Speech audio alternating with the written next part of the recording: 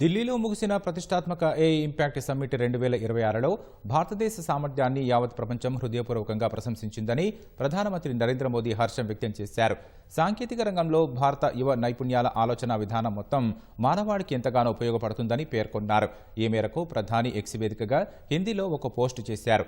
Artificial intelligence వినియోగంలో ప్రపంచ దేశాల సహకారం దిశగా ఇది ఒక ముఖ్యమైన మైలురాయిగా నిలిచిందని ప్రధాని అన్నారు. ఏఐ ద్వారా ఆర్థిక వృద్ధిని, సామాజిక ప్రయోజనాలను సాధించాలనే లక్ష్యంతో రూపొందించిన న్యూఢిల్లీ డిక్లరేషన్కు 89 దేశాలు, పలు అంతర్జాతీయ సంస్థలు మద్దతు తెలిపాయి. అందరి సంక్షేమం, అందరి ఆనందం అనే ఇతివృత్తంతో ఈ సదస్సును నిర్వహించారు. ఏఐ రంగంలో భారత్ను అగ్రగామిగా నిలపడం, సమ్మిళిత వృద్ధిని ప్రోత్సహించడం, పర్యావరణాన్ని పరిరక్షించడం ఈ సమ్మిట్ ప్రధాన ఉద్దేశం.